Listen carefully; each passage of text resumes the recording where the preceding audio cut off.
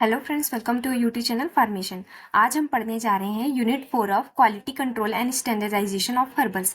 इसका जो पहला टॉपिक था वो ऑलरेडी अपलोड हो चुका है। आज हम इसके जितने भी रिमेनिंग टॉपिक्स हैं वो कवर करेंगे। ओके, सो फर्स्टली यहाँ पे जो सेकेंड टॉपिक है इस यूनिट का वो है application of various chromatographic techniques in standardisation of herbal product.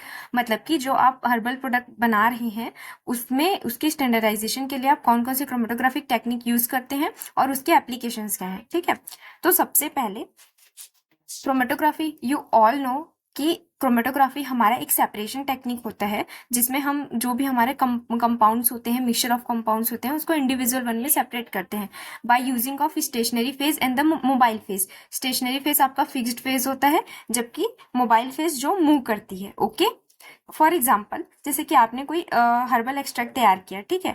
अब उसमें बहुत सारे कंपाउंड्स है लाइक एल्कलॉइड, ग्लाइकोसाइड, बहुत सारे। तो अब तुमको कैसे पता चलेगा कि इसमें कौन कौन से कंपाउंड है ना। तो आप इसको सेपरेट करेंगे by the help of various chromatographic techniques.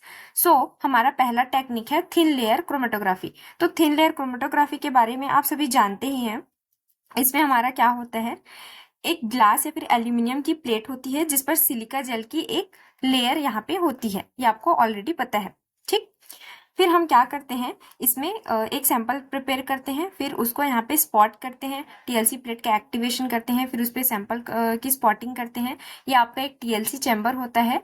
इस चैम्बर में हम मोबाइल फेस डालते हैं, फिर उसको सैचुरेट करते हैं। उसके बाद आप यहाँ पे अपने प्लेट को प्लेस करते हैं। फिर जो भी आपके सैंपल के जो भी आपके मॉलिक्यूल है वो क्या करते हैं, रन करते हैं अकॉर्डिंग टू देयर एफिनिटी। ठीक है, तो यही होता है आपका सिंपल टीएलसी। तो इसके बारे में हम थोड़ा पढ़ते हैं। टीएलसी हमारा क्या होता है, thin layer chromatography is a one of the most popular and simple chromatographic technique use for the separation of compounds, you already know. And TLC is being employed extensively in standardisation of herbal product. तो हम TLC को use करते हैं standardisation of herbal products के लिए। तो इसके हमारे बहुत सारे एप्लीकेशन है। सो सबसे पहला एप्लीकेशन यहाँ पे क्या है कि एक तो रैपिड एनालिसिस के लिए यूज होता है, मतलब रिजल्ट भी आपको जल्दी मिल जाता है। अब सेकेंड होता है आपका it enables the quantification of chemical constituent. मतलब कि जो भी आपके केमिकल कॉन्स्टिट्यूएंट होते हैं उसके कभी कभी यहाँ पे आप क्या कर सकते हैं, क्वांटिटी भी पता कर सकते हैं। Then TLC can be use to identify natural products like essential oil और volatile fixed glycoside waxes alkaloid etcetera.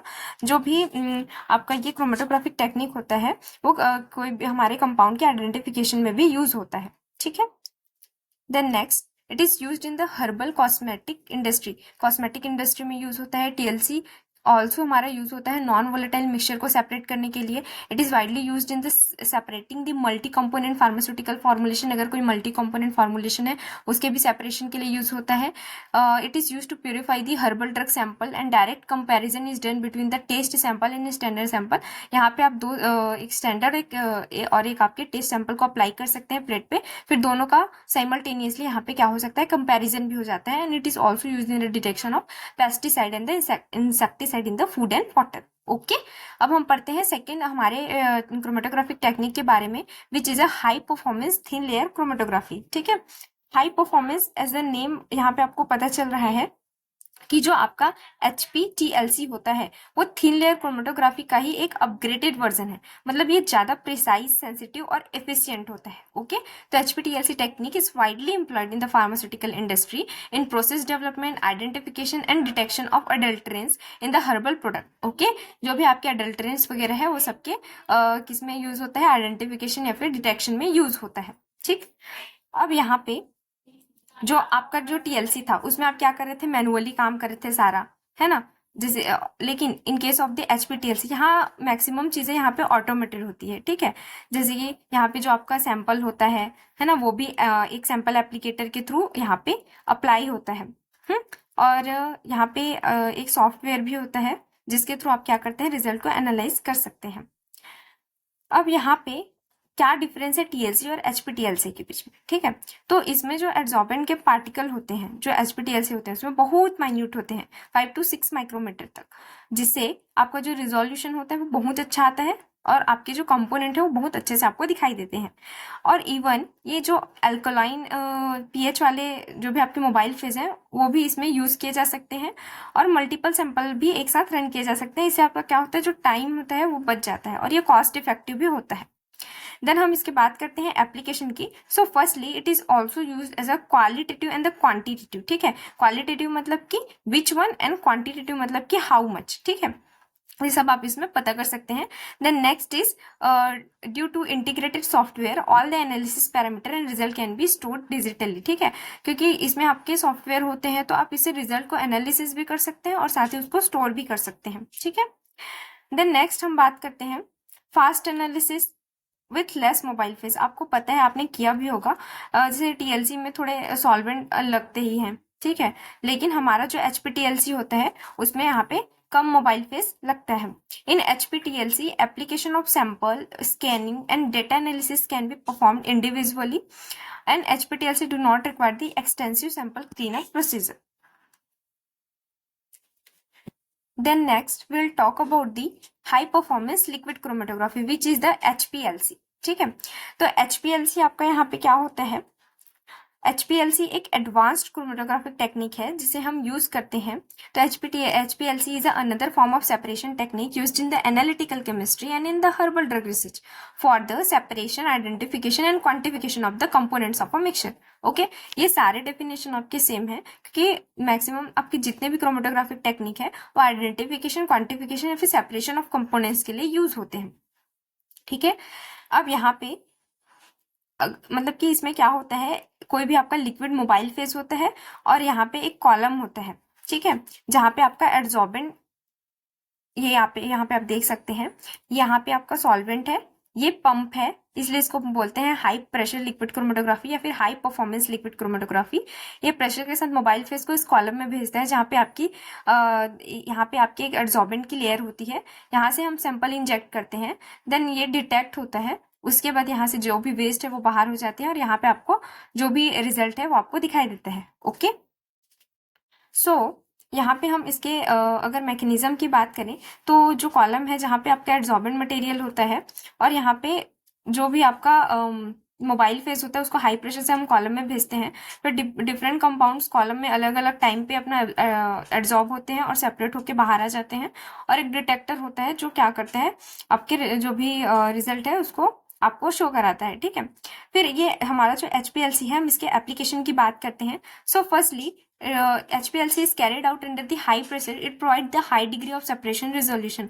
क्योंकि ये हमारे बहुत प्रेशर के साथ होता है इसलिए इसका रिजोल्यूशन बहुत अच्छा होता है. दूसरा हमारा ये तो और कि mobile phase composition can be varied at any time which can affect the complete separation of phytoconstituent. इसमें आप मोबाइल फेस को भी चेंज कर सकते हैं. Column temperature can be control accurately with the separation and resolution of separated phytoconstituent. यहाँ पे आप टेम्परेचर को भी एक्यूरेटली कंट्रोल कर सकते हैं क्योंकि कुछ कंपाउंड आपके हीट सेंसिटिव होते हैं तो उनके लिए भी ये जरूरी होता है. Then impurity detection. Impurity detection की बात करें तो जो भी हमारे फार्मा इंडस्ट्री है वहाँ पे इम्प्योरिटी को डिटेक्ट करने के लिए भी यूजफुल होता है. Then quantity of sample required for the analysis is a very less. Okay, यहाँ पे आप जो सैंपल एनालिसिस के लिए जो भी यहाँ पे आप सैंपल लेते हैं वो बहुत ही माइन्यूट अमाउंट में भी आप ले सकते हैं. अब हम बात करते हैं गैस क्रोमेटोग्राफी के बारे में. तो गैस क्रोमेटोग्राफी भी हमारा एक एनालिटिकल टेक्निक होता है जिसका यूज हम वॉलेटाइल कंपाउंड्स को सेपरेट, आइडेंटिफाई और क्वांटिफाई करने के लिए करते हैं. ठीक है, इसका वर्किंग मैकेनिज्म क्या होता है आप यहाँ पे देख सकते हैं. यहाँ पे एक सिलेंडर होता है जिसमें आपके कैरियर गैस होते हैं. ठीक है, और इस सिलेंडर में आपके क्या होता है, जो भी इनर्ट गैस जैसे हीलियम, नाइट्रोजन या फिर हाइड्रोजन को एज अ मोबाइल फेस की तरह हम यहाँ पे यूज करते हैं. ठीक है, अब उसके बाद ये जो गैस सैंपल होता है उसको ये यहाँ पे एक आपको कॉलम दिख रहा होगा, उसे क्या करता है, पास कराता है और यहाँ पे हमारी इस कॉलम में स्टेशनरी फेस की कोटिंग होती है. ठीक है, अब यहाँ पे जो भी हमारे डिफरेंट कंपाउंड्स होते हैं वो कॉलम से अपने क्या होते हैं, पास होते हैं और सबका रिटेंशन टाइम अलग अलग होता है.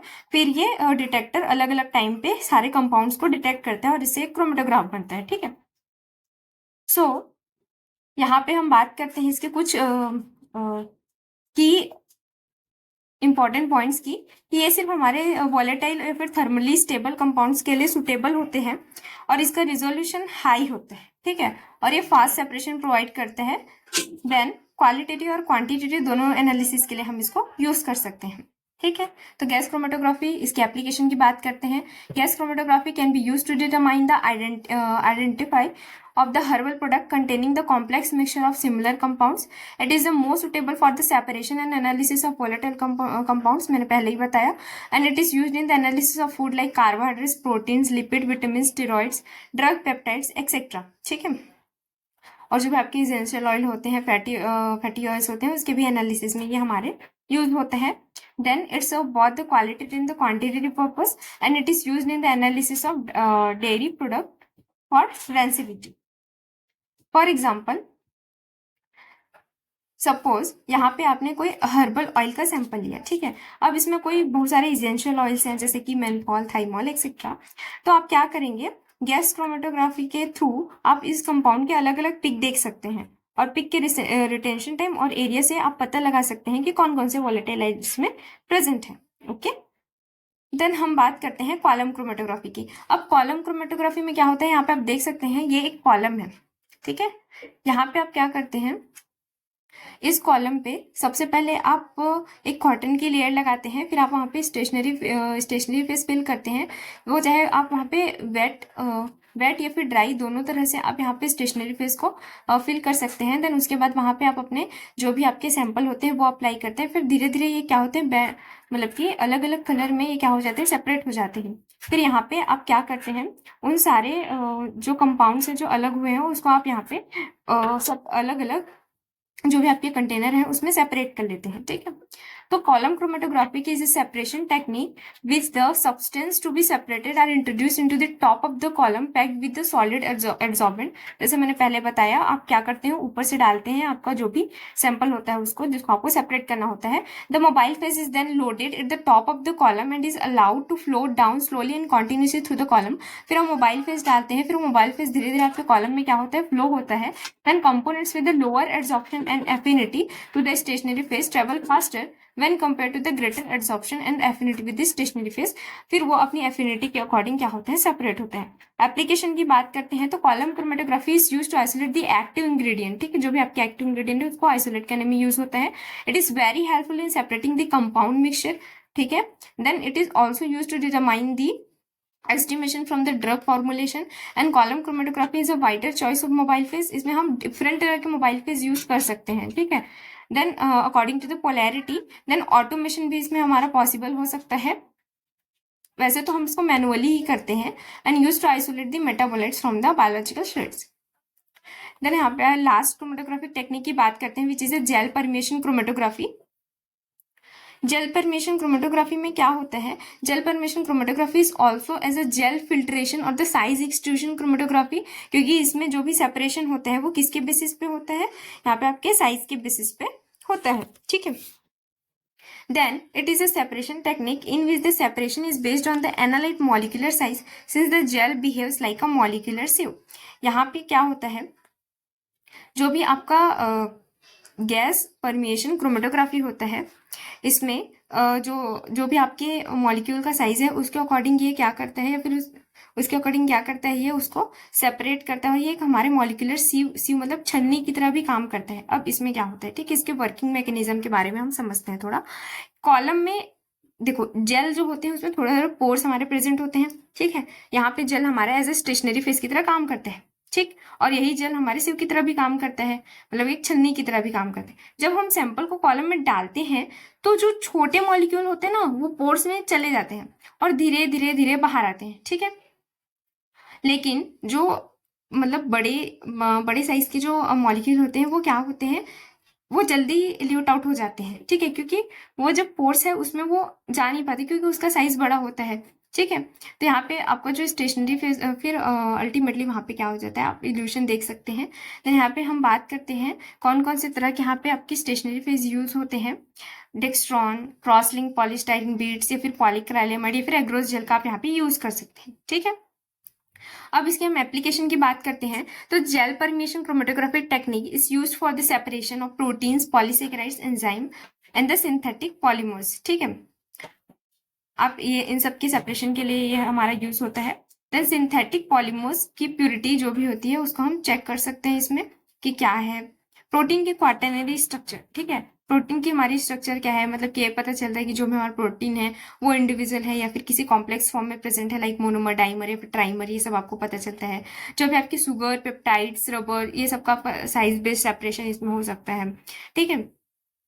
देन उसके बाद सेफ एंड इफिशिएंट, ठीक है। जो भी मतलब कि आपके किसी भी तरह की सैंपल का लॉस नहीं होता और बहुत ही कम मोबाइल फेस की जरूरत पड़ती है, ठीक। जैसे कि मैं यहाँ पे आपको एक एग्जांपल दूं, तो फॉर एग्जांपल तुम्हारे पास एक हर्बल प्रोटीन है, ठीक है। अब हर्बल प्रोटीन सप्लीमेंट है, तो जिसमें आपको बहुत सारे उसमें प्रोटीन या फिर पॉलीसैकेराइड मिले हैं, तो आप क्या करेंगे, इस gel permeation chromatographic tech column के थ्रू जब आप इस मिक्सचर को पास करोगे, तो वो जो पॉलीसैकेराइड है वो पहले निकल जाएंगे, क्योंकि वो क्या होंगे, थोड़े उसके मॉलिक्यूल लार्ज होंगे। फिर जो भी छोटे छोटे पेप्टाइड्स या फिर प्रोटीन है वो धीरे धीरे निकलेंगे। तो इससे आप समझ सकते हैं कि किस तरह से हमारा जेल परमेशन क्रोमेटोग्राफी इंपॉर्टेंट है for the herbal drug standardization के लिए। सो अब हम बात करते हैं नेक्स्ट टॉपिक की। तो यहाँ पे नेक्स्ट टॉपिक है preparation of document for new drug application and export registration, ठीक है। इसमें आप क्या करते हैं, जो भी एनडीए के लिए रिक्वायर्ड डॉक्यूमेंट्स होते हैं उसको आप प्रिपेयर करते हैं और एक्सपोर्ट के लिए रजिस्ट्रेशन कैसे करते हैं उसके बारे में, ठीक है। सो ये जो वीडियो है वो बहुत लंबी होने वाली है, क्योंकि इसमें हम 3 टॉपिक कवर करने वाले हैं। यहाँ पे इस टॉपिक का मतलब क्या होता है, पहले एनडीए। एनडीए आपका क्या होता है, एक सिर्फ ऑफिशियल रिक्वेस्ट होती है जिसमें आप एफडीए को, मतलब कि फूड एंड ड्रग एडमिनिस्ट्रेशन को आप ये इंफॉर्मेशन देते हैं कि हमको हमारा जो दवाई है ना, फिर जो मेडिसिन है वो हमारा बन चुका है, अब हमको उसको मार्केट में लेके जाना है, ठीक है। तो उसकी परमिशन के लिए आप यहाँ पे एनडीए मतलब न्यू ड्रग एप्लीकेशन का डॉक्यूमेंट प्रिपेयर करते हैं, ठीक है।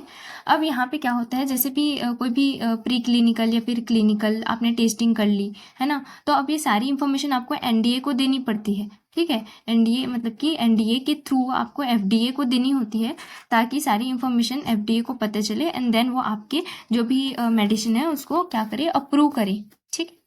और इसमें आपको सारी जितनी भी मैन्युफैक्चरिंग, प्रोसेसिंग या फिर पैकेजिंग की डिटेल होती है आपकी मेडिसिन से रिलेटेड, वो सारी आपको इसमें देनी पड़ती है, ठीक। तो एनडीए के बारे में हमने पढ़ लिया कि इसका इंट्रोडक्शन क्या होता है। अब हम बात करते हैं इसके ऑब्जेक्टिव्स की, ठीक है, कि क्या ऑब्जेक्टिव हमारे एनडीए की। तो whether the drug proposed labelling is appropriate and what it should contain, मतलब कि जो भी आपका मेडिसिन है उसका लेबलिंग बहुत अच्छे से होना चाहिए, तो इसमें हमको ये पता चले कि हाँ ये हमारा क्या क्या कंटेन करके रखा है, ठीक। दूसरा, जो भी आपका मेडिसिन है उसका क्या क्या यूज है, ठीक है, कोई सेफ यूज है या नहीं, इसके क्या आपके फायदे हो सकते हैं, क्या इसके नुकसान है, ये सारी चीजें, ठीक है। Then, whether the method used in manufacturing the drug and the control used to maintain the drug quality are adequate to preserve the drug's identity, strength, quality and purity, मतलब कि जो भी आप मेडिसिन बना रहे हैं या फिर बनाए हैं उसके जो भी क्वालिटी कंट्रोल मेथड कितने अच्छे थे, उसकी आइडेंटिटी, उसकी स्ट्रेंथ, उसकी प्योरिटी, वो सब कितनी अच्छी थी, ये सब के बारे में, ठीक है। फिर डॉक्यूमेंटेशन रिक्वायर्ड इन एनडीए, ठीक, मतलब कि कौन कौन से यहाँ पे डॉक्यूमेंट रिक्वायर्ड होते हैं। तो सबसे पहले what happen during the clinical trial, clinical trial में क्या हुआ, क्या रिजल्ट, क्या ऑब्जर्वेशन आए। देन जो भी आपके इंग्रेडिएंट्स क्या है आपके ड्रग फॉर्मुलेशन में, the result of the animal study, animal study के क्या रिजल्ट हैं, जो भी आपके मेडिसिन है वो कैसे बिहेव कर रहे हैं आपके बॉडी में, मतलब उसके फार्माकोकाइनेटिक्स क्या है, और जो भी आपके how it is manufactured, processed and package, मतलब जो भी आपकी मेडिसिन है उसको कैसे बनाया गया है, उसको कैसे पैक किया गया है, ये सारे आपके डॉक्यूमेंटेशन रिक्वायर्ड होते हैं एनडीए में। देन एनडीए के हम रिक्वायरमेंट्स की बात करते हैं कि उसको क्या क्या मतलब रिक्वायर्ड होती है। पहला, content and format of application, ठीक है। Content and format of application, इसमें आपका क्या होता है, जो भी आपके एप्लीकेशन का सही कंटेंट और फॉर्मेट होना चाहिए। दूसरा, किस तरह से आप एप्लीकेशन को मतलब कि असेंबल या फिर सबमिट कर सकते हैं, वो सब होना चाहिए। देन उसके बाद जो भी एनडीए की समरी का फॉर्मेट वो कैसा होना चाहिए। देन उसके बाद जो भी आपके यहाँ पे टेक्निकल सेक्शंस होते हैं, लाइक उसकी केमिस्ट्री, फार्माकोलॉजी, टॉक्सिकोलॉजी, ये सब आपको पता होनी चाहिए। Then abbreviated new drug application, अगर आपको फुल एनडीए नहीं चाहिए तो मतलब कि जो एब्रीवेटेड एनडीए होता है उसका भी ऑप्शन होता है, ये हमारे जेनेरिक ड्रग के लिए होता है, ठीक। Then next is content and format of DNA, content क्या होता है और उसका फॉर्मेट क्या होता है। तो एनडीए का कंटेंट उस मेडिसिन की नेचर पर डिपेंड करता है। जैसे कि आपका कोई भी स्पॉन्सर है, ठीक है, उसने पूरे अपने रिसर्च एंड डेवलपमेंट मतलब आरएनडी के टाइम जो भी उसको डेटा मिलता है वो सारा सबमिट करना ज़रूरी होता है। ठीक है। और इसमें क्या क्या इंक्लूड होता है उसके, like safety, efficacy, manufacturing process, quality control, और जो भी आपके क्लिनिकल ट्रायल में जितने भी डेटा होते हैं वो सारे इसमें इंक्लूडेड होते हैं। ठीक है, content and format of NDA में। ठीक, देन इसमें लिखा है although the exact requirement are a function or a nature of a specific drug, the NDA must provide all relevant data and information that is sponsor has collected during the product research and development. ठीक, इसमें वही सब चीज़ें आती हैं। Then number of copies, कि कितनी copies आपको वहाँ पे देनी है। तो 1985 से पहले यहाँ पे हम 3 कॉपी देते थे, लेकिन अब हम सिर्फ 2 कॉपी देते हैं। कौन कौन से 2 कॉपी देते हैं? First is archival copy. तो इसमें हम क्या करते हैं, ये आपका एक कंप्लीट वर्जन होता है। This is a complete copy of the application submission and instead to serve as a reference source of FDA reviewers. This content information which not contain in the review copy. इसका मतलब क्या होता है कि आपका एक कंप्लीट वर्जन होता है और इसमें वो सारी इंफॉर्मेशन भी होती है जो रिव्यू कॉपी में भी नहीं होती। ठीक है, वो सारी आपके आर्चिवल कॉपी में होती है और ये आपके एक रेफरेंस के लिए होती है। ठीक है, ये वाली copy as a standard reference के लिए होती है। देन सेकंड आता है आपका रिव्यू कॉपी। अब रिव्यू कॉपी क्या होता है, इसमें बहुत सारे आपके टेक्निकल और साइंटिफिक सेक्शंस होते हैं। ठीक है, अब वो सब हम थोड़ा देखते हैं कि कितने सारे यहाँ पे हमारे सेक्शंस होते हैं। तो 6 सेक्शन होते हैं। It is divided into the 5 और 6 section containing technique and scientific information. यहाँ पे बहुत सारे हमारे इंफॉर्मेशन होते हैं required by the FDA reviewers. ठीक है, तो रिव्यू कॉपी में क्या क्या होता है? पहला, a copy of cover letter, a copy of application form. ठीक है, मतलब कि कवर लेटर की कॉपी होती है, एप्लीकेशन फॉर्म की कॉपी होती है, ओवरऑल समरी की कॉपी होती है, एनडीए एप्लीकेशन का इंडेक्स होता है, an index to the specific review section, मतलब कि रिव्यू सेक्शन के लिए सेपरेट इंडेक्स होता है। दोनों रिव्यू और आर्चिवल कॉपी को फिर आप लास्ट में हार्ड कॉपी के फॉर्म में सबमिट करते हैं। तो यहाँ पे आपका जो रिव्यू कॉपी होता है, ठीक है, उसमें यहाँ पे 6 टेक्निकल सेक्शन होते हैं। कौन कौन से? केमिस्ट्री, मैन्युफैक्चरिंग एंड कंट्रोल, इसको आप रेड कलर से शो करते हैं। ठीक है, मतलब कि यहाँ पे हर चीज का एक स्पेसिफिक कलर होता है। Non clinical pharmacology and toxicology का yellow, human pharmacokinetic and bioavailability का ऑरेंज, माइक्रोबायोलॉजी का व्हाइट, क्लिनिकल डेटा का लाइट ब्राउन एंड जो भी आपके स्टैटिस्टिकल जो डेटा होते हैं उसको ग्रीन कलर से। ओके, देन हम बात करते हैं assembling of the NDA. Assembling of the NDA मतलब कि जो भी आपका फाइनल एनडीए होता है उसको आप किस तरह से तैयार करते हैं। ओके, तो पहला आता है उसका फोल्डर। फोल्डर मतलब कि मैंने अभी आपको बताया कि हर सेक्शन को हम हर अलग अलग रंग की जो फाइल होती है उसमें हम बाइंड करते हैं, जैसे मैंने अभी ऊपर बताया आपको। तो यहाँ पे हर फोल्डर के कवर पे 3 चीजें होनी जरूरी होती है। कौन सी? एक तो एनडीए का नंबर, ठीक है, अगर मिला होगा तो, या फिर नहीं, दूसरा एप्लीकेंट का नाम, और तीसरा ड्रग, जो भी ड्रग प्रोडक्ट है उसका नाम। तो because of the procedure used at the FDA to file and retrieve the material from the document rooms where applications are kept, जहाँ पे हमारा एप्लीकेशन रखा जाता है उसको हम फोल्डर कहते हैं। It is necessary that applicant use the colored folders to bind the archival copy and each technical section. The cover of each folder should bear the NDA number, name of applicant and the name of the product, जो मैंने अभी आपको बताया। Then paper size and binding, अगर मैं इसकी बात करूँ तो जो भी आपका पेपर साइज होता है वो यूएस स्टैंडर्ड साइज 8.5x11 में होता है, और सभी पेज का जो बाइंडिंग होता है उसको हम लेफ्ट साइड से स्टार्ट करते हैं। ओके, देन उसके बाद यहाँ पे हम बात करते हैं पेजिनेशन की। तो यहाँ पे क्या होता है, जितने भी आपके पेज होते हैं उसको हम एक मतलब कि सीरियल वाइज हम उसको रखते हैं। ठीक है, रिव्यू कॉपी की भी नंबरिंग और आर्चिवल कॉपी की जो नंबरिंग है वो दोनों आपके यहाँ पे मैच होनी चाहिए। देन उसके बाद वॉल्यूम साइज एंड आइडेंटिफिकेशन, अगर मैं इसकी बात करती हूँ तो यहाँ पे जितने भी वॉल्यूम होती है सबकी थिकनेस 2 इंच से ज़्यादा होनी ही नहीं चाहिए। तो volume submitted in a hard copy from study no more than 2 inches thick. ठीक है, मतलब कि 2 इंच से ज़्यादा थिक नहीं होना चाहिए। देन उसके बाद यहाँ पे जितने भी वॉल्यूम होते हैं, ठीक है, अब उसको आप कैसे आप उसको आइडेंटिफाई करेंगे? तो हर जितने भी आपके वॉल्यूम होते हैं सब में सेक्शन का नाम और एनडीए का नंबर होना ज़रूरी है। देन यहाँ पे आपके आते हैं पैकिंग कार्टून्स, मतलब जो बॉक्स होते हैं। तो एनडीए को भेजने के लिए जो भी रिकमेंडेड बॉक्स साइज है वो 14x12x9.5 होती है। ये अगर आपका एएनडीए है, मतलब कि एब्रीवेटेड जेनेरिक के लिए है, तो ये छोटा बॉक्स भी यहाँ पे आपका यूज हो सकता है। देन हम बात करते हैं supplements, amendments and the post marketing reports की। ठीक है। तो the submission format for amendments to pending application and supplements to approve the applications will be same as the original application. मतलब कि जैसे कि कोई अगर अपने एनडीए को दे दिया सारा फाइल, अब उस एनडीए ने क्या किया, सारा चेक किया, फिर सॉरी आपने एफडीए को दे दिया एनडीए का फाइल, फिर उसके बाद उन्होंने सारा चेक किया, फिर अब वो क्या करेंगे, आपको अगर बोले कि नहीं इसमें कुछ अमेंडमेंट चाहिए हमको, है ना, या फिर कुछ और रिपोर्ट चाहिए, तो आप क्या करेंगे, जब आप उसको अमेंडमेंट को उनको फिर से सेंड करेंगे तो वो सारे भी इसी फॉर्मेट में आपको भेजना होगा जैसे आपने ओरिजिनल एनडीए का एप्लीकेशन भेजा था। ठीक है। इसके कुछ हमारे इंपॉर्टेंट पॉइंट्स होते हैं, जैसे कि हर सबमिशन में 2 कॉपी होनी चाहिए, complete archival copy and segmented review copy. ठीक है। देन सभी डॉक्यूमेंट या फिर जो भी आपके जितने भी आपके डॉक्यूमेंट है करस्पॉन्डेंस टू एफडीए, वो सारे आपके रिव्यूइंग डिवीजन को भेजा जाता है। तो इसमें वही लिखा है कि इस submission will consist of 2 copies, a complete archival copy and the appropriate segmented review copy. And जो भी आपके अमेंडमेंट, सप्लीमेंट, रीसबमिशन, रिपोर्ट है या फिर अदर कॉरेस्पॉन्डेंट है should be address to the appropriate FDA reviewing division. Okay. अब हम बात करते हैं NDA summary format and content की। मतलब कि एनडीए की समरी में क्या क्या होना चाहिए, मतलब उसके फॉर्मेट में क्या क्या होना चाहिए। तो summary should provide sufficient detail, जो भी आपकी समरी है वो सफिशिएंट डिटेल आपको प्रोवाइड करनी चाहिए, और जो भी आपके डेटा या डेटा वगैरह है वो आपको टेबल या फिर ग्राफ के फॉर्म में वहाँ पे आपको दिखाना है। और जो भी लेंथ है पेज की वो मतलब कि 50 to 200 पेज तक की होनी चाहिए अगर है तो। यहाँ पे हम बात करते हैं इसके अंदर में एनोटेटेड पैकेज इंसर्ट। ठीक है। तो ये क्या होता है, इसमें हम प्रोडक्ट का लेबलिंग, जो भी लेबलिंग कंटेंट है, मतलब कि कैसे लिखा जाएगा बॉक्स में या फिर लिफलेट में, वो सारी चीज़ें इसमें होती है। ठीक है। और हाँ, इसमें एक और चीज़ कि जब आप इसकी इन्फॉर्मेशन देते हैं तो एक रेफरेंस देना ज़रूरी होता है, जैसे कि किस वॉल्यूम या फिर पेज से यह इन्फॉर्मेशन ली गई है। ठीक है।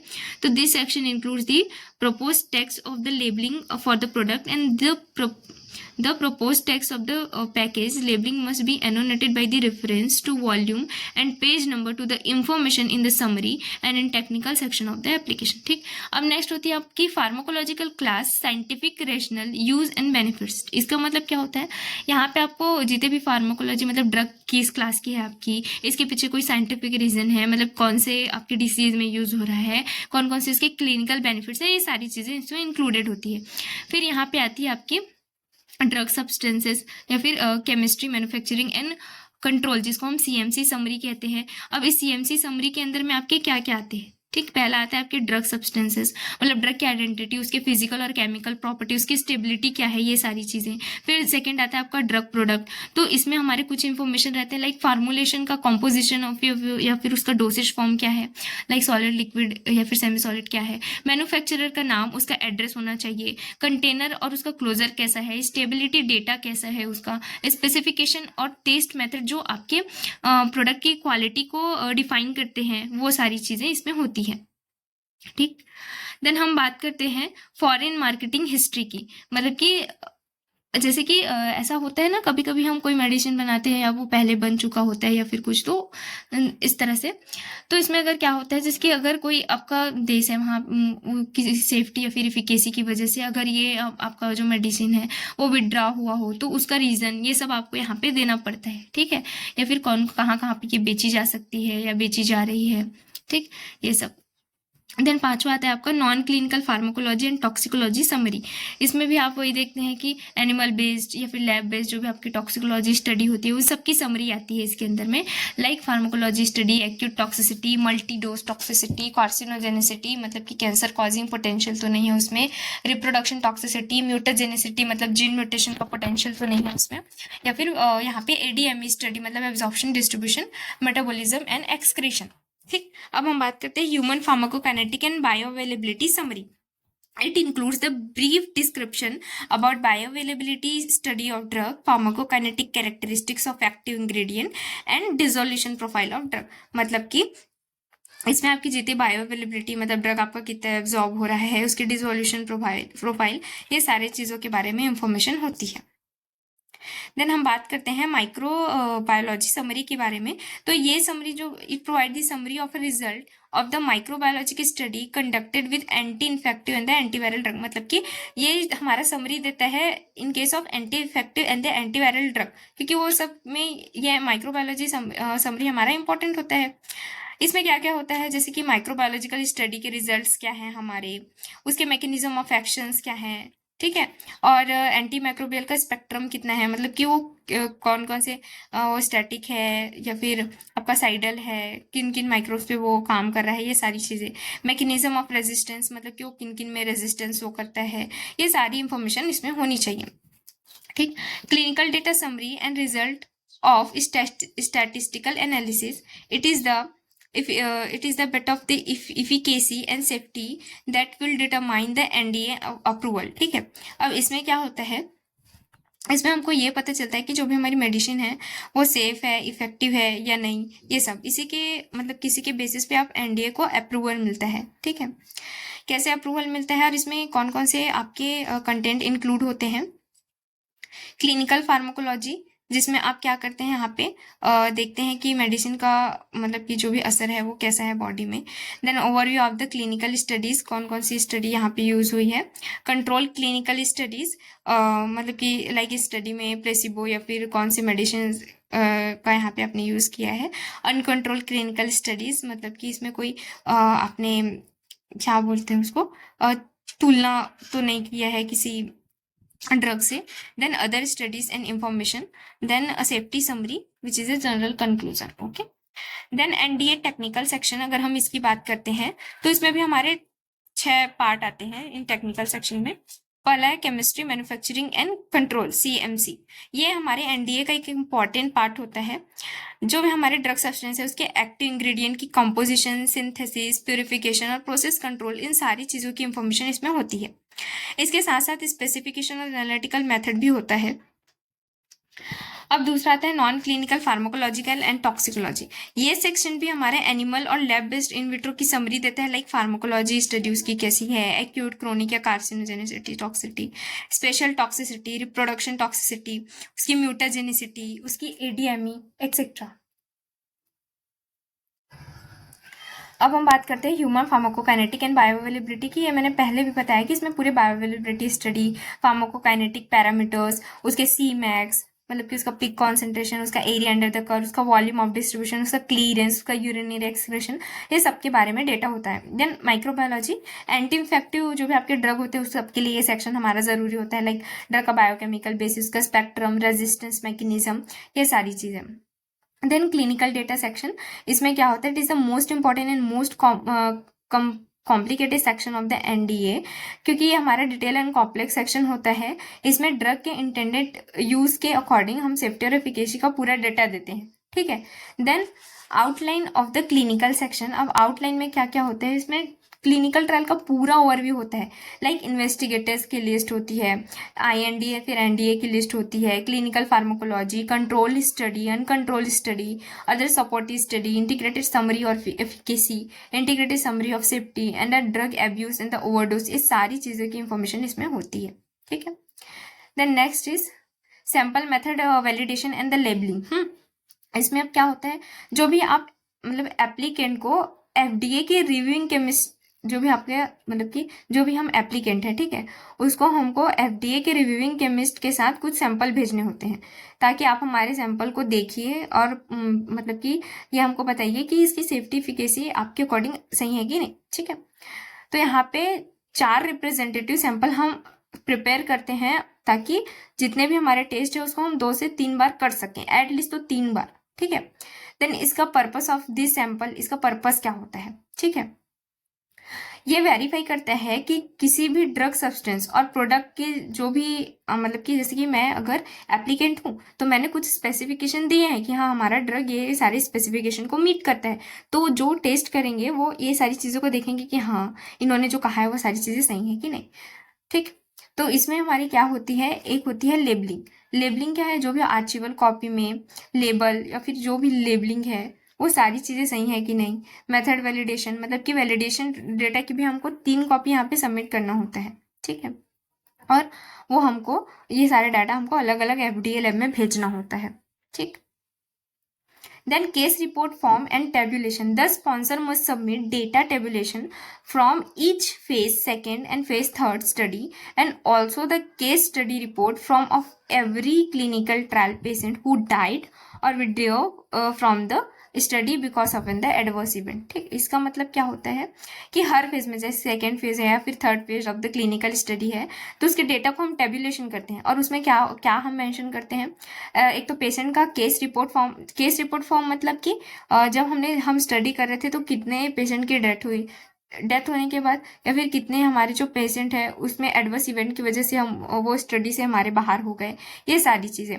देन पेटेंट इंफॉर्मेशन मतलब कि जो भी हमारे स्पॉन्सर हैं उसके पास पेटेंट है, जैसे कि हमारा ड्रग सब्सटेंस, उसके फार्मुलेशन, कंपोजिशन या फिर कौन से मेथड यूज हुए हैं।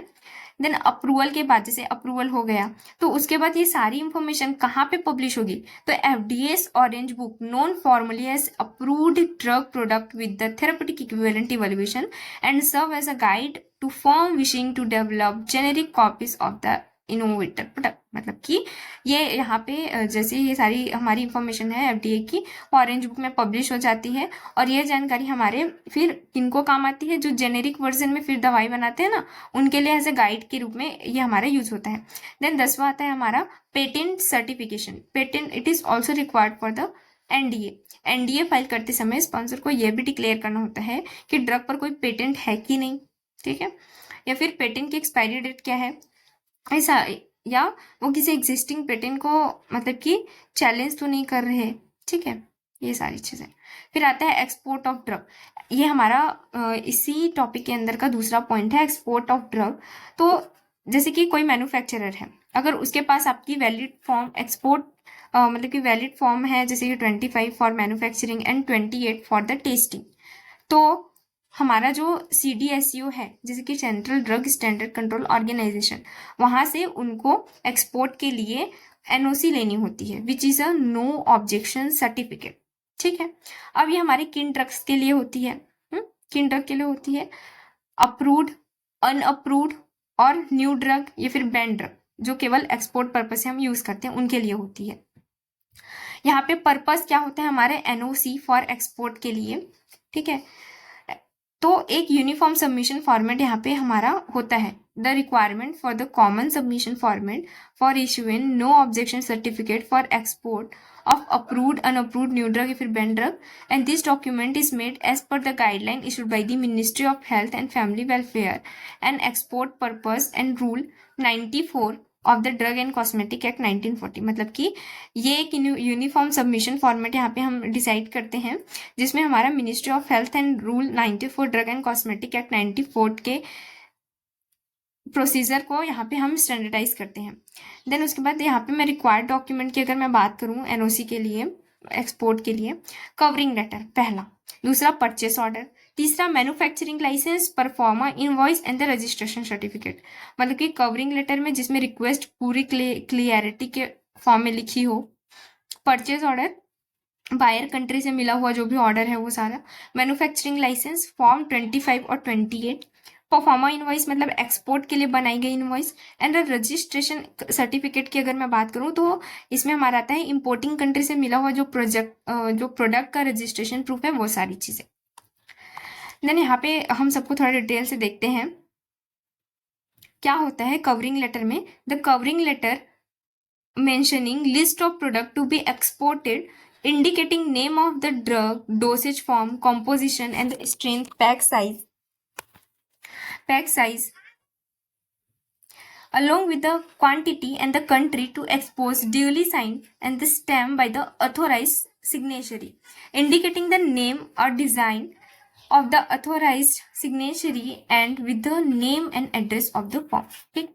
तो इसमें हमारा क्या होता है, जो कवरिंग लेटर है कि एक्सपोर्ट जो भी हम एक्सपोर्ट कर रहे हैं उस वाले प्रोडक्ट की पूरी लिस्ट होनी चाहिए, है ना, उसका पूरा dosage form, composition, strength, pack size, क्या क्या होता है, ठीक है। डेस्टिनेशन कंट्री का नाम होना चाहिए, जो भी यहाँ पे लेटर है वो अथोराइज सिग्नेचरी द्वारा साइन या फिर स्टैम्प होना चाहिए, सिग्नेचरी का नाम होना चाहिए, वो कौन से पोजीशन पे है उसका एड्रेस होना चाहिए। देन परचेस ऑर्डर की अगर मैं बात करूँ तो ये फॉरेन बायर के थ्रू भेजा गया जो ऑर्डर है वो होता है, ठीक है, किसी भी मैन्युफैक्चरर या फिर ट्रेडर के नाम पे। इसमें भी हमारा ड्रग का नाम, dosage form, strength, composition, pack size, ये सारी चीजें इन्वॉल्व होती है। इंपोर्टिंग कंट्री का एग्जैक्ट डेस्टिनेशन पॉइंट, ये सारा चीज इसमें इंक्लूड होता है, या कॉम्प्लीमेंट्री अथॉरिटी द्वारा साइन होना चाहिए। देन मैन्युफैक्चरिंग लाइसेंस, ये स्टेट लाइसेंसिंग अथॉरिटी द्वारा इशू होता है। तो इसमें हमारा क्या होता है, licence issued by the state licensing authority should be enclosed along with the each application for the required location to manufacture the drug for export purpose. Export application के साथ उसी लोकेशन का वैलिड लाइसेंस अटैच होना जरूरी है जहां से जो भी मेडिसिन है वो बन रही है। परफॉर्मा इनवॉइस, मतलब कि इंपोर्टिंग कंट्री ने कोई इनवॉइस भेजी है अगर, तो ये मतलब कि इफ जो भी आपका अनअप्रूव्ड एपीआई है, अगर उसका यहाँ पे यूज हो रहा है तो उसकी डिटेलिंग यहाँ पे जरूरी होती है परफॉर्मा इनवॉइस में।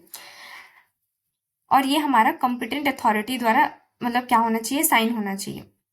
देन रजिस्ट्रेशन सर्टिफिकेट, अगर रजिस्ट्रेशन सर्टिफिकेट की बात करें तो इंपोर्टिंग कंट्री से मिला हुआ जो सर्टिफिकेट होता है जिसमें ड्रग के कंपोजिशन और उसकी स्ट्रेंथ होती है, ठीक है, और ये जो सर्टिफिकेट है वो मैन्युफैक्चरर के नाम पे आपको होना चाहिए। अब हम बात करते हैं कुछ रूल्स की। रूल 94 ये आपके पैकेजिंग एंड लेबलिंग से रिलेटेड होती है। रूल 95, अच्छा, रूल 94 के अंदर में जो भी आपके एक्सपोर्ट ड्रग्स होते हैं, ठीक है, उसकी लेबलिंग कैसी होनी चाहिए, जहां पे आप एक्सपोर्ट कर रहे हैं उसको उसी के अकॉर्डिंग उसकी लेबलिंग होनी चाहिए। लाइक जहां पे आप एक्सपोर्ट कर रहे हैं वहां कैसी इंफॉर्मेशन उनको चाहिए, लाइक ड्रग का नाम, मैन्युफैक्चरर का नाम, लाइसेंस नंबर, लॉट नंबर, जो बैच नंबर होता है, एक्सपायरी डेट, ये सारी चीजें जो कॉमन रिक्वायरमेंट होती है। रूल 95 की बात करें, प्रोहिबिशन ऑफ सेल और डिस्ट्रीब्यूशन अनलेस लेबल्ड, मतलब जब तक आप लेबलिंग ठीक से नहीं करोगे तब तक इसको हम क्या नहीं कर सकते, सेल नहीं कर सकते। रूल 96, मैनर ऑफ लेबलिंग, मतलब कि लेबल जो होती है वो आपकी इंडेलेबल लिंक, मतलब कि जो ऐसी इंक जो मिटती नहीं है, इससे एकदम क्लियर यहाँ पे लिखी होनी चाहिए कि ड्रग का नाम क्या है ना, उसका जो भी एक्सपायरी डेट, उसका मैन्युफैक्चरिंग डेट, सारी चीजें ये सारी आती है आपकी रूल नंबर 96 में, ठीक है। देन हम यहाँ पे 96 हो गया। देन हम यहाँ पे लास्ट पढ़ते हैं guideline for export of drug. जो भी एक्सपोर्ट ऑफ ड्रग है उसके लिए गाइडलाइन क्या है, सबसे पहले ensure the physical destruction of all unexported quantity of drug, मतलब कि जो क्वांटिटी एक्सपोर्ट नहीं हो पाई है उसे फिजिकली डिस्ट्रॉय करना होगा, ओके। देन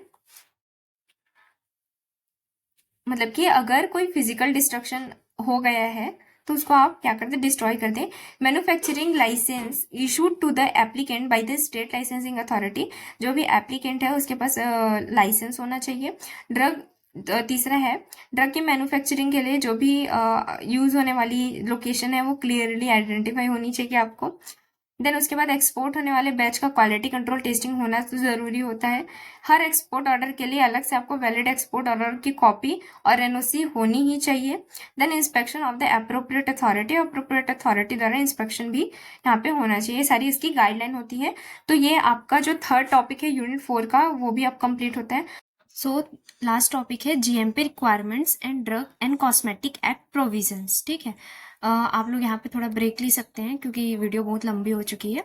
तो हम स्टार्ट करते हैं जीएमपी रिक्वायरमेंट। देखो जीएमपी क्या होता है, कुछ नहीं होता ये, इसमें बस इतना होता है कि कोई भी जब हमारी मेडिसिन बनती है तो ये एक ऐसे इन्वायरमेंट में बने ताकि हमारा जो भी मेडिसिन जब बने तो वो सेफ एंड इफेक्टिव हो और वो इन्वायरमेंट हमारा क्लीन होना चाहिए, ओके। तो ये हमारे गुड मैन्युफैक्चरिंग प्रैक्टिसेस के अंदर में आते हैं। और ये जो जीएमपी होता है वो हमारे शेड्यूल एम में आते हैं of the drug and cosmetic act 1940 and the rule 1945। So comes in schedule M in drug and cosmetic act 1940 and rules 1945 and it is implemented in 1988, ठीक है।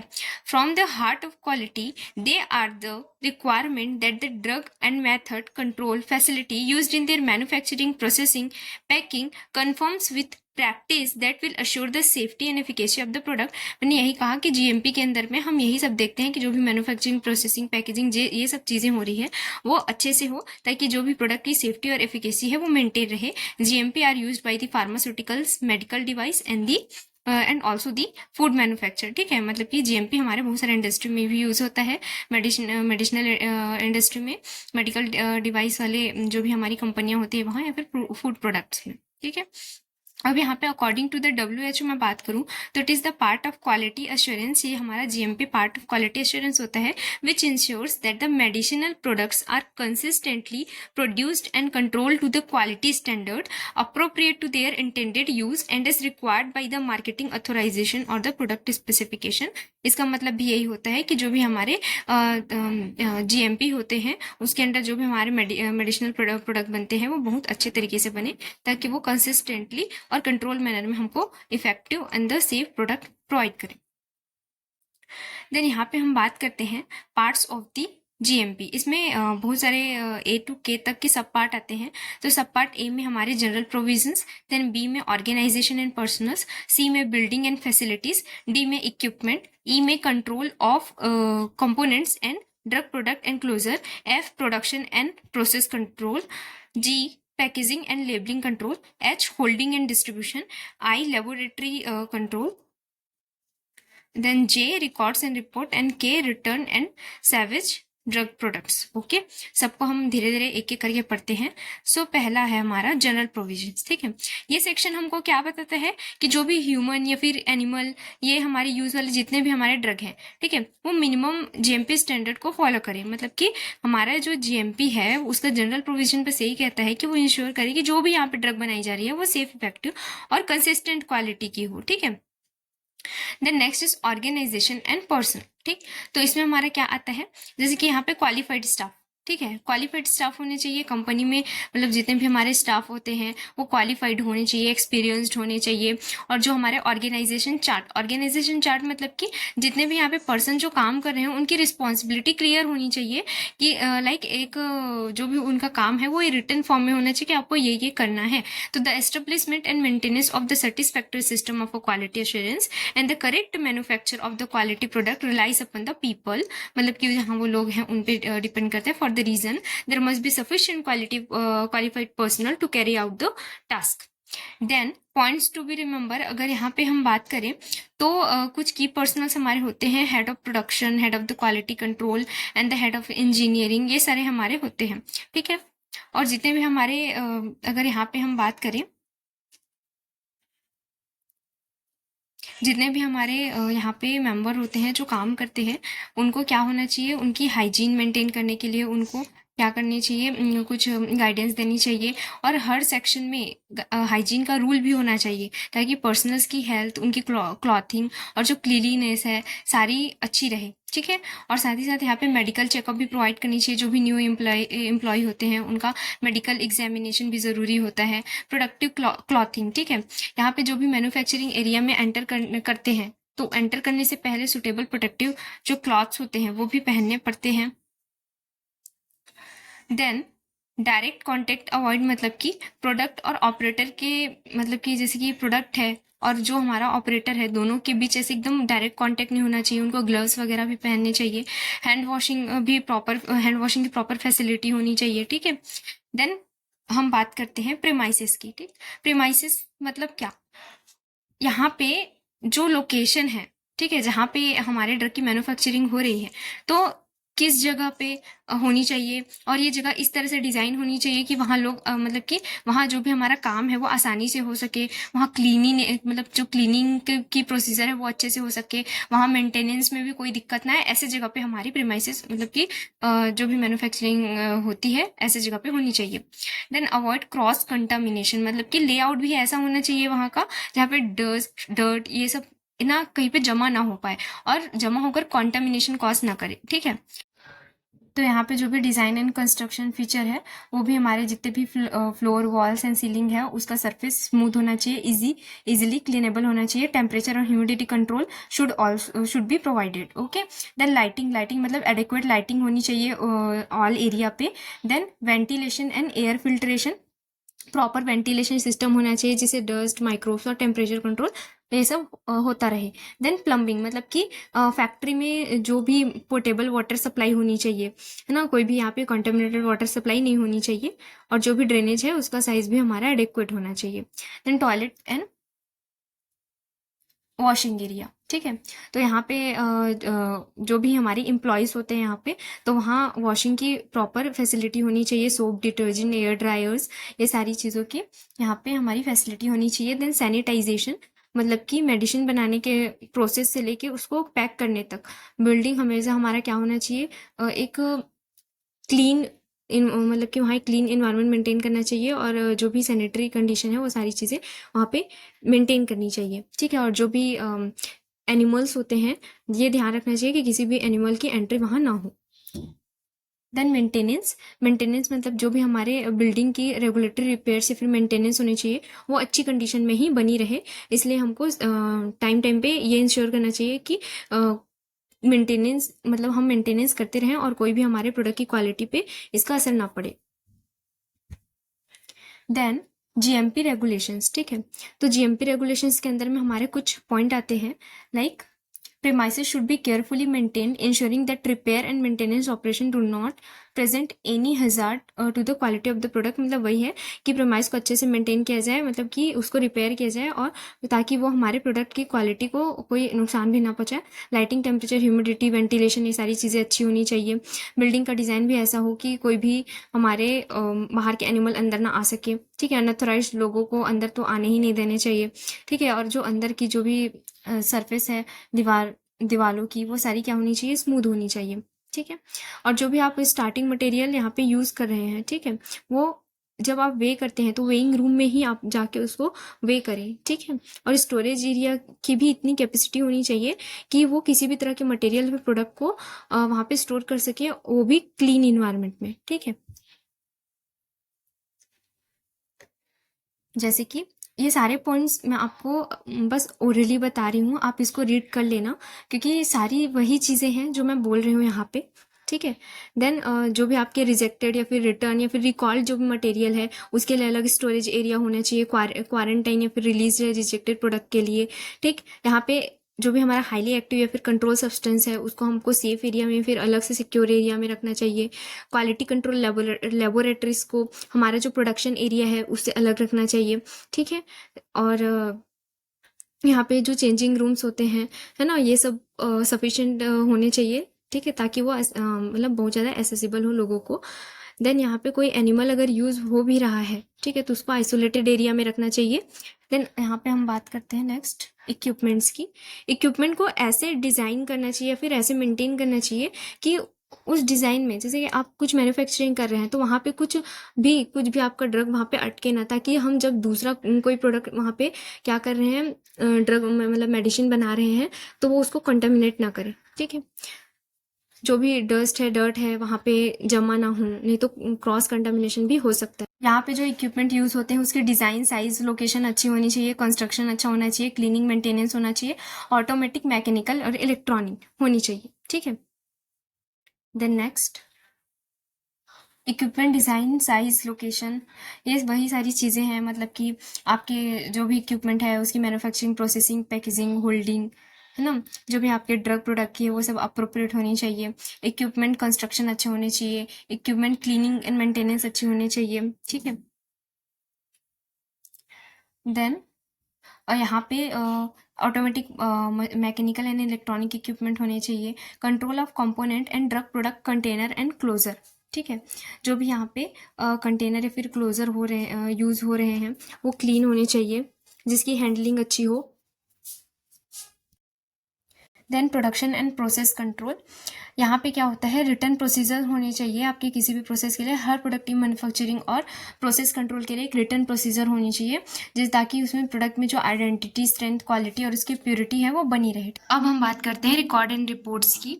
जो भी यहाँ पे रिकॉर्ड होते हैं वो अच्छे से हमको मेंटेन करना चाहिए। जो मास्टर रिकॉर्ड होता है उसमें प्रोडक्ट का नाम, उसकी स्ट्रेंथ, उसका डोसेज फॉर्म, ये सारी चीज़ों की इंफॉर्मेशन होनी चाहिए। हर डोसेज यूनिट में एक्टिव इंग्रेडिएंट का नाम, उसका वेट कितना है, ये सब चीज़ भी मेंशन होनी चाहिए। सारी जितने भी हमारे कंपोनेंट होते हैं उनकी लिस्ट कोड के साथ, थ्योरेटिकल यील्ड और उसका एक्सपेक्टेड कितना यील्ड आए है, ये सारी चीज़ें। ड्रग प्रोडक्ट की उसका कंटेनर क्या है, कौन सा क्लोजर है, कैसे टाइप के पैकेजिंग मटेरियल यहाँ पे यूज़ हो रहे हैं, ठीक है। एंड मैन्युफैक्चरिंग और कंट्रोल इंस्ट्रक्शन भी होनी चाहिए, ठीक है। Then next is return and salvage drug product. तो इसमें क्या होता है, कुछ हमारे रिटर्न हुए ड्रग प्रोडक्ट्स होते हैं, ठीक है, उसको आइडेंटिफाई किया जाना चाहिए और उसको अलग से ही रखना चाहिए, ठीक है। इन्हें डिस्ट्रॉय कर देना चाहिए अगर वो यूज़फुल ना हो, या फिर जब तक उसको अलग रखना चाहिए तब तक वो टेस्टिंग या फिर इन्वेस्टिगेशन ये साबित ना कर पाए कि ये हमारा जो ड्रग है वो अच्छा है या नहीं, ठीक है। प्रोडक्ट की safety, identity, strength, quality and जो भी हमारे प्योरिटी होती है वो अप्रोप्रिएट स्टैंडर्ड पर होनी चाहिए। देन यहाँ पे रीप्रोसेसिंग, इस पे हमारा क्या होता है कि अगर हमारा कोई भी रिटर्न हुआ जो प्रोडक्ट है, ठीक है, अगर वो स्टैंडर्ड को फुलफिल करता है तो उसे फिर से रिप्रोसेस कर दिया जाता है, ठीक। देन अगर जो भी हमारा रिटर्न प्रोडक्ट है, ठीक है, उसके लिए हम रिकॉर्ड बनाएं तो क्या क्या उसमें डिटेल होनी चाहिए, प्रोडक्ट का नाम, उसकी पोटेंशियल, उसका लॉट नंबर, ठीक है, उसके रीज़न फॉर रिटर्न मतलब कि उसको क्यों रिटर्न किया गया, उसकी कितनी क्वांटिटी रिटर्न की गई, डेट ऑफ डिपोजिशन मतलब कि क्या किया गया उसमें, final deposition of drug, like उसको डिस्ट्रॉय किया गया कि उसको रीप्रोसेस किया गया या डिस्कार्ड किया गया, ये सारी चीज़ें, ठीक है। देन यहाँ पे आता है हमारा when the product has been subjected to such condition salvaging operation may be conducted only if there is, ठीक है। तो यहाँ पे इसकी मतलब कि ये जो सैल्वेजिंग का प्रोसेस है वो तभी कंडक्ट हो सकता है when evidence from the laboratory test and assay that the product meet all the applicable standard.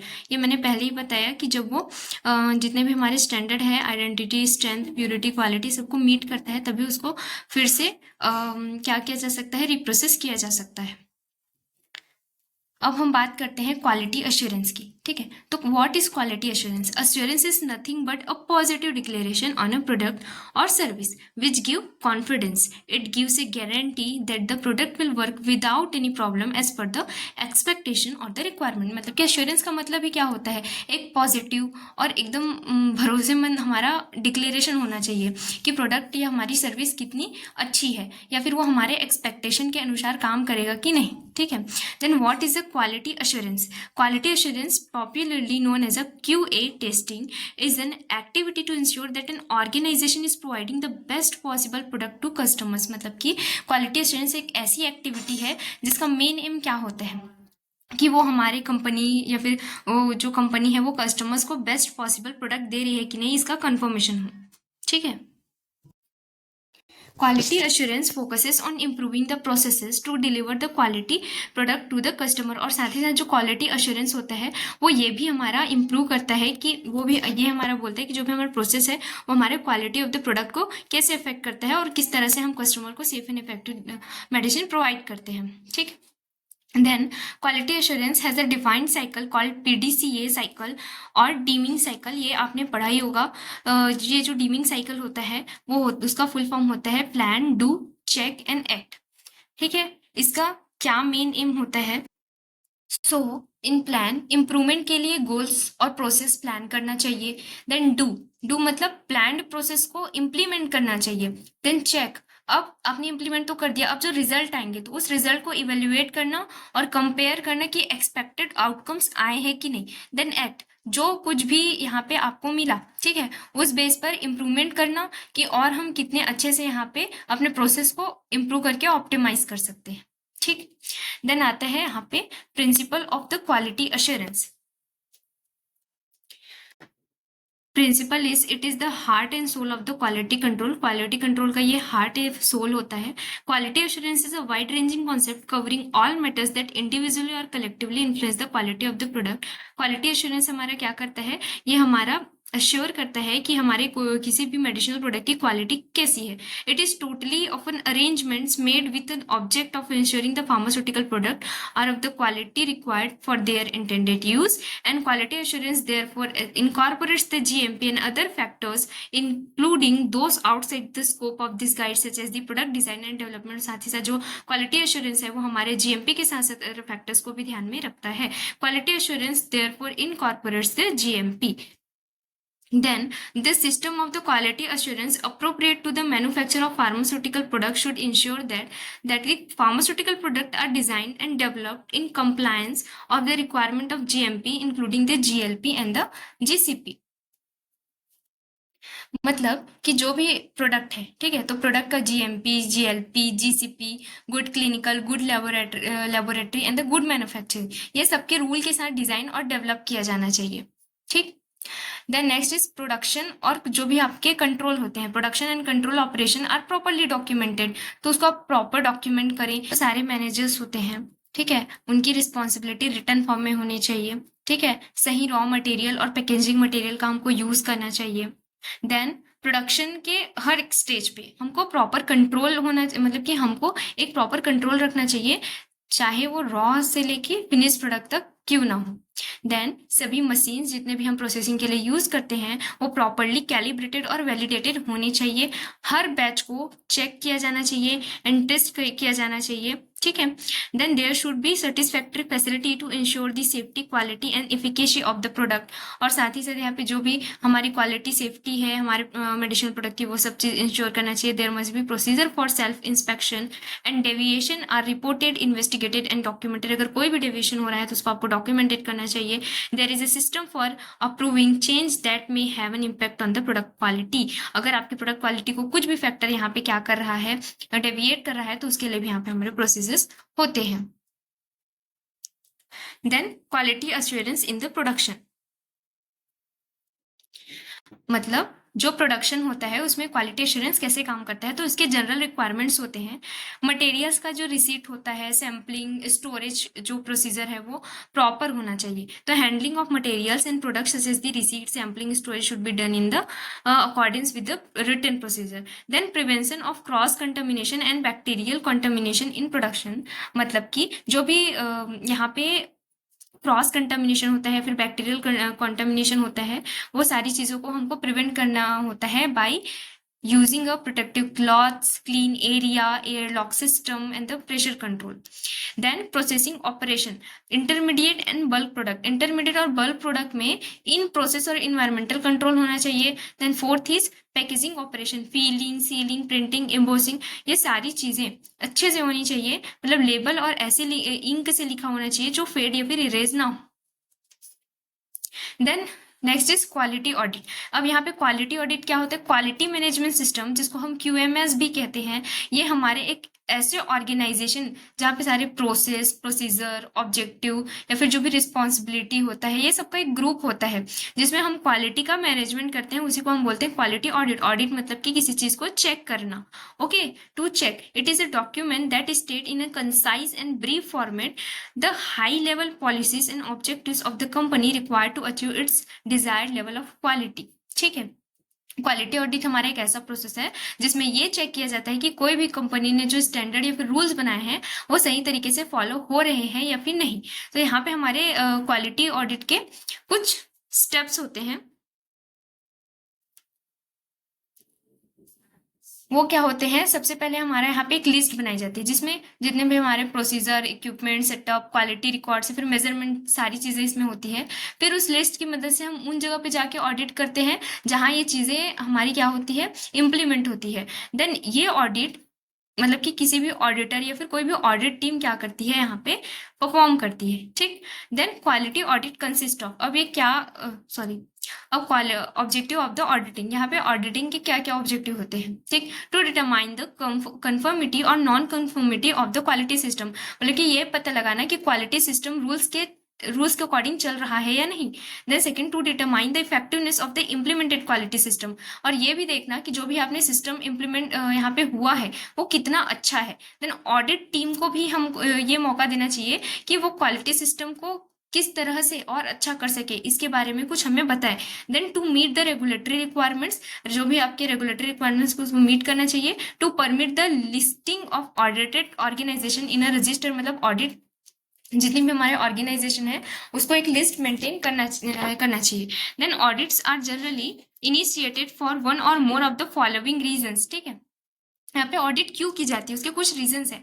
To initially evaluate the supplier where there is a desire to establish a constructive relationship, मतलब कि supplier को evaluate करने के लिए जब उसे किसी business relation की शुरुआत करनी होती है उस कंडीशन पे, to verify that an organization own quality system continuous to meet the specific requirement and is being implemented. और साथ ही साथ कोई भी हमारा ऑर्गेनाइजेशन है वो क्वालिटी सिस्टम को मतलब कि कॉन्टिन्यूअसली सही तरीके से वो मीट कर रहा है कि नहीं।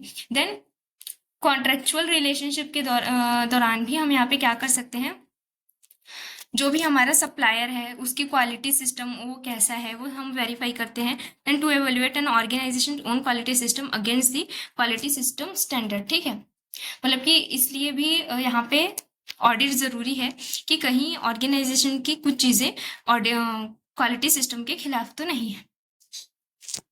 देन यहाँ पे steps of performing a quality audit, सबसे पहले प्लान एंड प्रिपेयर, मतलब कि पहले ऑडिट के लिए पूरी तरह से आपको प्लान बनाना पड़ता है।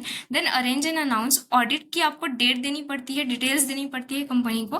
देन उसके बाद arrive at the site of audit, फिर आपको क्या जो भी ऑडिट की टीम है वो क्या करती है, जहाँ पे उसको जाना होता है उस लोकेशन पे वो पहुंचती है। देन परफॉर्म ऑडिट, फिर ऑडिट के जितने भी जरूरी चेक्स होते हैं फिर इंस्पेक्शन होते हैं वो पूरा होता है।